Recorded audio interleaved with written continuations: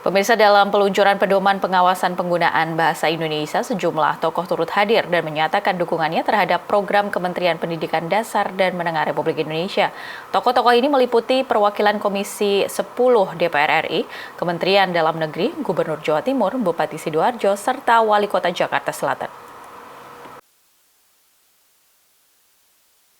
Kementerian Pendidikan Dasar dan Menengah Republik Indonesia melalui Badan Pengembangan dan Pembinaan Bahasa telah meluncurkan pedoman pengawasan penggunaan bahasa Indonesia di Gedung Kemendikdasmen Republik Indonesia Jakarta. Peluncuran ini dihadiri oleh sejumlah tokoh penting seperti perwakilan Komisi 10 DPR RI, Kementerian Dalam Negeri, Kementerian Pendidikan Tinggi, Sains dan Teknologi, Gubernur Jawa Timur, Bupati Sidoarjo, dan Wali Kota Jakarta Selatan yang menyatakan dukungannya terhadap program Kemendikdasmen ini. Ketua Komisi 10 DPR RI Hetifah Syaifuddin mengapresiasi upaya pengutamaan dan penertiban penggunaan bahasa Indonesia, terutama melalui peluncuran Permendikdasmen nomor 2 tahun 2025 yang mempermudah pelaksanaan amanat Undang-Undang nomor 24 tahun 2009. Hetifah juga menyoroti percampuran bahasa Indonesia dengan bahasa asing dalam percakapan sehari-hari, menyebabkan masyarakat kurang bangga saat berbahasa Indonesia sehingga diperlukan upaya serius untuk mengutamakannya. Dengan gaya jenaka, Hetifah memberikan contoh perbedaan harga antara produk yang diberi label berbahasa asing dan produk yang menggunakan istilah lokal. Seperti kopi hitam dengan sebutan bahasa Indonesia harganya Rp5.000. Namun jika disebut black coffee dalam bahasa asing, harganya bisa melonjak 2 hingga 5 kali lipat. Menurut Hetifah, ini bukan hanya tentang ekonomi, namun juga tentang cara pandang terhadap bahasa kita sendiri. Kami sangat mengapresiasi dan mendukung inisiatif ini. Semoga dengan inisiatif ini, undang-undang yang memang sudah ada yang mengatur terkait dengan penggunaan bahasa itu bisa lebih tegas lagi dimanfaatkan. Terima kasih Prof atas inisiatifnya dan juga kepada Pak Hafiz dari Badan Bahasa.